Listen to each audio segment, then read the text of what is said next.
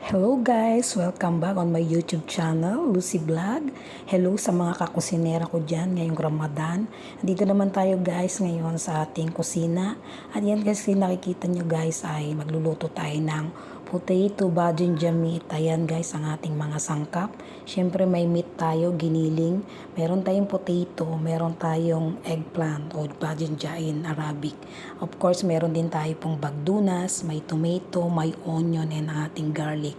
Yan guys, ay ihiwain po muna natin by circle ang ating potato at ng ating eggplant.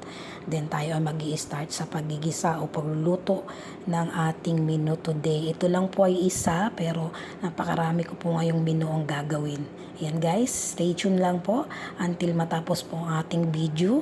Sana po ay magustuhan ninyo at matutunan, and then iiwanan nyo din po ako ng isang like, comment, and subscribe po sa aking munting channel guys. Yun lang guys, at ipiprepare muna natin at ipapakita ko po sa inyo guys kung paano natin gagawin ang ating meat bajinja potato. At ito nga guys, na-slice na natin po yung eggplant at saka potato. Ayan siya, ready na po natin. Ipapry po muna natin itong ating potato and eggplant. At ayan na nga guys, nakita nyo po ay naglagay na rin ako dito ng mainit sa ating mainit na mantika na guys. Asa dito sa ating fry. Ngayon nilalagay na po natin yung potato. Ngayon po muna natin yung ating potato guys na ipapry bago yung eggplant. Ayan. Ay matalsik na trabaho. Ayan siya guys, medyo malayuan lang tayo at parang kalaban yan. Pumuputok, tumatalsik ang mantiga guys. Ayan.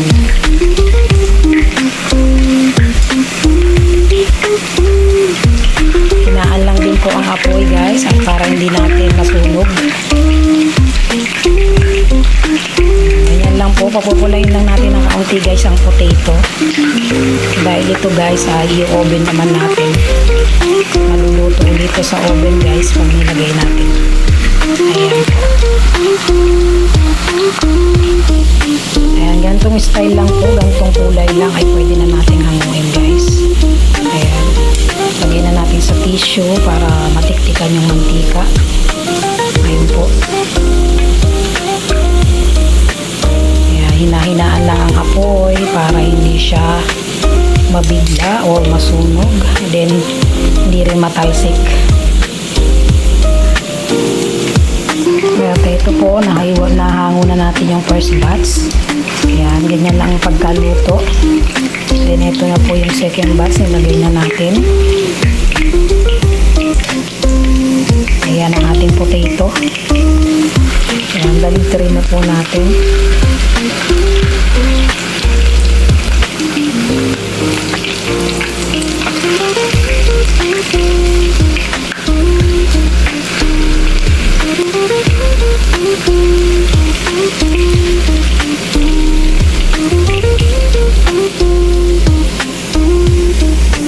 Ayan guys, tapos na. Hanguin na po natin uli yung ating second batch na potato.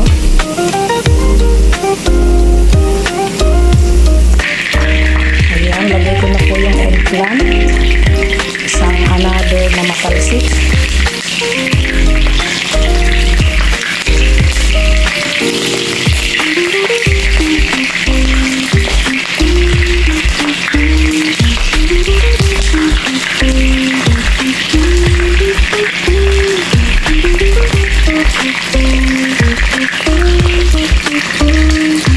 Guys, baligtarin na po natin yung eggplant natin. Hindi rin po kailangan ng sunog. Ganyan lang po guys. Medyo bumrown lang ng kaunti.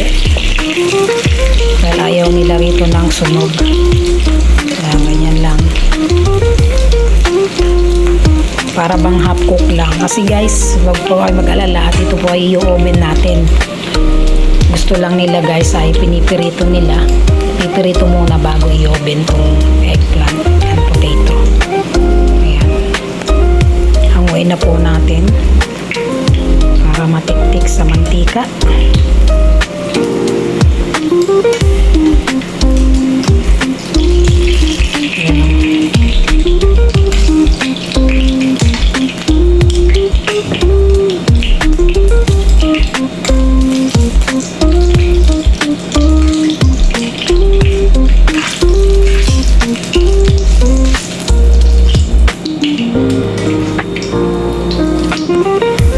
guys, at natapos na po natin magprito ng eggplant. Ito po ay hanguin na natin lahat.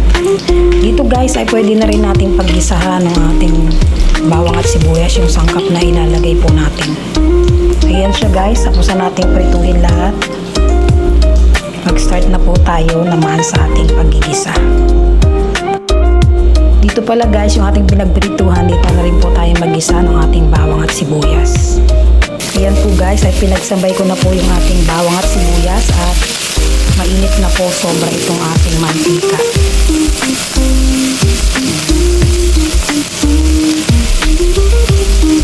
Ayan po, luto na yung ating agad yung bawang at sibuyas natin.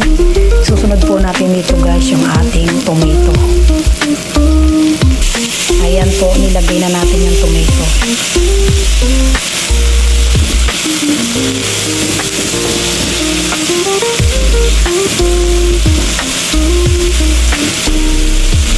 Napakabising araw po, basta Ramadan. Kaya hintayin lang po nating madurog o malutong mabuti yung ating tomato bago natin ilalagay yung ating meat. Ito na nga guys, at luto na po yung ating tomato. Lagay na po natin dito ngayon yung ating meat. Ito po yung meat, hugas na rin to, yung giniling to.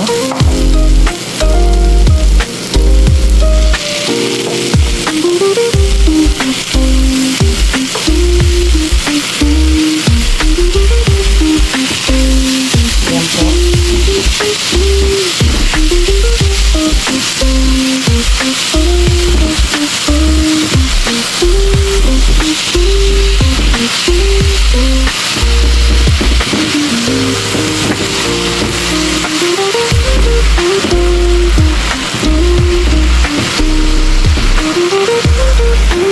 Ayan siya guys. Bigyan pa natin ng kaunting meat.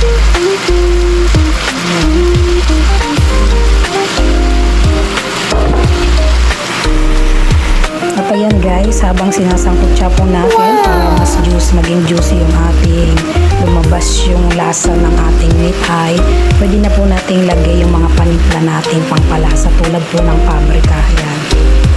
Paprika. Then maglagay tayo ng black pepper o paminta. And then yung hindi mawawala guys, yung ating bahar. Ayan yung bahar guys.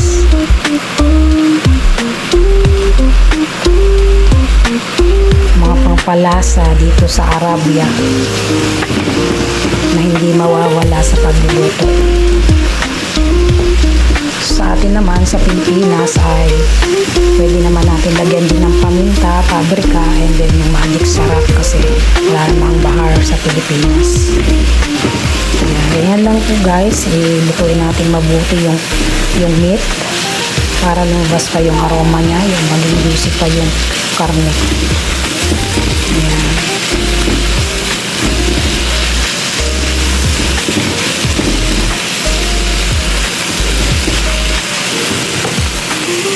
Then guys, simplay na rin po natin sa kaunting asin. Yun. Haluin lang uli. Dito guys, ilagay na po natin yung bagdunas. Parang parsley po ito sa atin pero ibang klase ito. Na iba yung yari ng dahon ni. Ayan po, lagay po natin.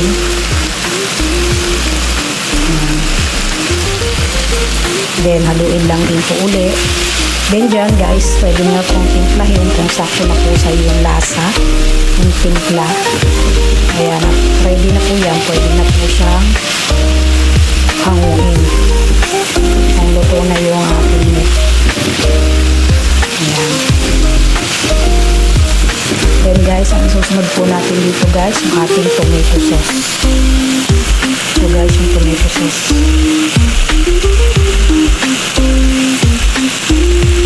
Ayan, haluin lang din po.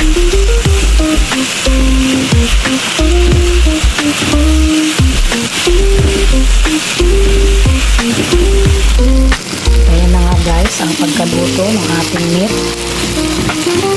Ayan, pwede na po natin patayin yung ating stove. Ayan, luto na ang ating meat. Hanguin na po natin. Guys, ito nga po pala yung tray natin na paglalagyan ng ating nilutong meat. Dito po ang tray natin ay nilagyan po ng kamatis. Ayan. Then yung mga pinirito po nating potato and then yung ating eggplant ay ilalagay po natin dito. Isa-separate o isasalansan natin sa ating tray. Ayan, ganyan po. Ayan. Ganyan po guys ang mangyayari sa mga pinirito nating potato and eggplant. Ikakalat po natin dito sa ating siniya. Ayan. Ganyan po guys ang mangyayari. May tissue. Ayan, alisin natin tissue. Ayan.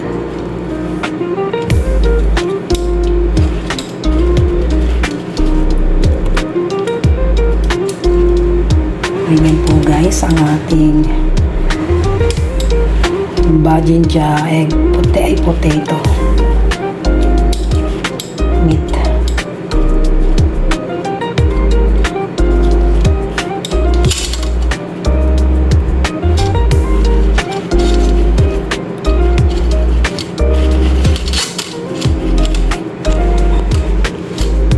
Ayan, then next natin yung eggplant.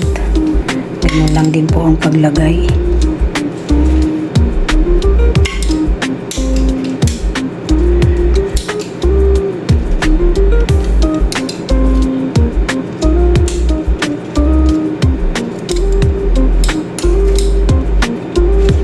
Ito ang pagkaing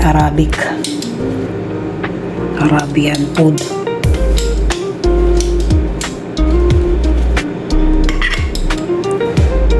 Ayan, ganyan po siya mangyayari guys. Ayan po ang magiging itsura. And then, ang ilalagay na po natin dito guys, itatoppings na po natin yung ginisa nating meat. Guys, ito na po yung niluto nating meat. Ang gagawin lang din po natin ay iibabaw po natin dito sa mga pinirito nating talong, potato na yan. Ayan, ikakalat mo lang siya dito guys. Ito guys ay ikakain ito sa kubos o yung Arabic bread.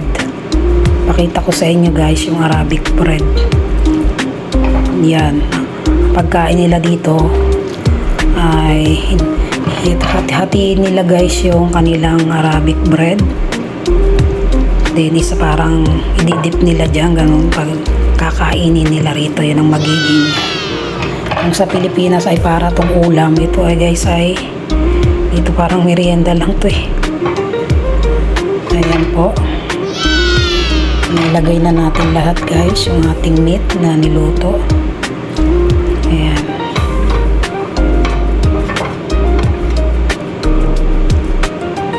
Ayan po guys yung ating meat na bajinja potato meat. Ayan po. Ayan, ganyan siya guys. Then i-oven na po natin to guys. Ipipid po muna natin sa oven para yung init ay maluto at lumambot pa yung eggplant at sa yung potato. Ayan po ang bajinja meat. Ito po guys yung Arabic bread na sinasabi ko o your kubus. Ayan, dyan po nila ikakain yan. Ayan, kubus. Ayan.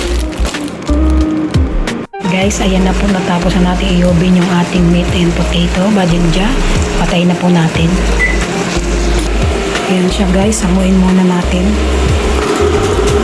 Ayan guys, at natapos na po natin i-oven. Yun lamang po guys, maraming pong salamat sa patuloy niyong panonood dito sa aking mga video ina-upload. This is Lucy Vlogs po, OFW Life here in Saudi Arabia. Please like, comment, and subscribe po sa ating hit the notification bell po sa ating updated videos po. Yun lamang po and God bless. Bye-bye.